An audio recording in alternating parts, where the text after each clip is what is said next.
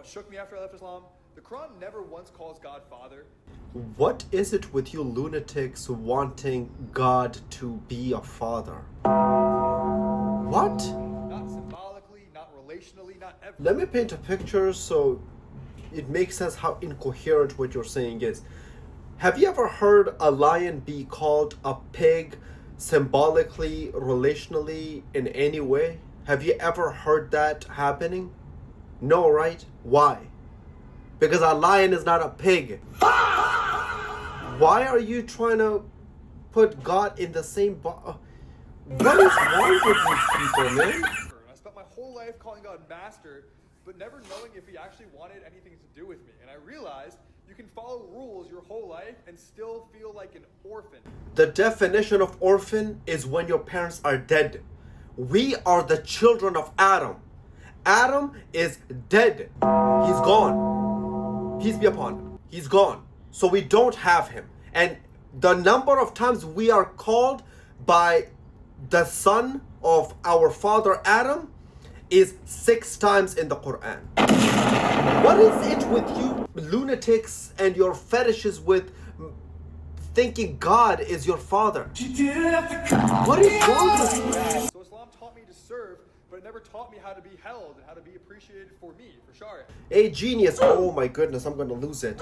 Surah Al-Baqarah 2:186. And when my servant asks you concerning me, indeed I am near. I respond to the call of the caller when he calls upon me. You don't feel like you're prioritized? This is God saying to his prophet to tell you geniuses, to tell us. Surah Al-Qaf 50:16. And we have already created man and know what his soul whispers to him. And we are closer to him than his jugular vein. Allah is closer to you than your parents would ever be. Our actual parents, Adam and Eve, are no longer on earth. They're gone. Our biological parents don't know what is inside your head. Allah is far closer than them, closer than your jugular vein. How do you still not feel appreciated? How cognitively challenged are you? So I obeyed out of fear, and I prayed to earn love that I wasn't ever sure I would get. So this genius, instead of reading the Quran to get this answer, he started freestyling about it. Surah Tawbah 9:21. Their Lord gives them good tidings of mercy from him and approval and gardens for them wherein is enduring pleasure. You're not promised love? You're not? Surah Zumar 39:53. Say, O my servants who have transgressed against themselves, do not despair of the mercy of Allah. And don't even get me started on how that turned out in my romantic life. That's messy. Now this genius is blaming God for his incompetence as a man. Are you serious? So the fact that you failed for a woman to actually be a good spouse, instead of holding yourself accountable and doing better, you blame that on God? You really didn't like accountability, right? This actually solidifies all the opinions I've ever given about you in all of my videos. You really didn't like accountability.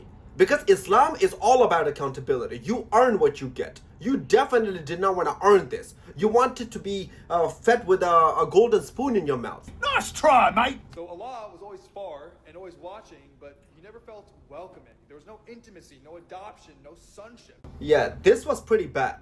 So this genius still didn't get any intimacy, knowing the fact that his God, his creator, the creator of the heavens and the earth, is closer to him than his jugular vein. That didn't give him any satisfaction of the fact that he has special attention on him because he's a human. No. He wanted the feeling of saying that I am the child of God. You understand like how these lunatics are romanticizing the fact that they want to be called the children of God instead of being called the creation of God. Imagine a world where a computer would be offended if you call it your creation. Imagine a loaf of bread getting offended because you call it your creation. Why? Because they want you to call the loaf of bread and the computer your children.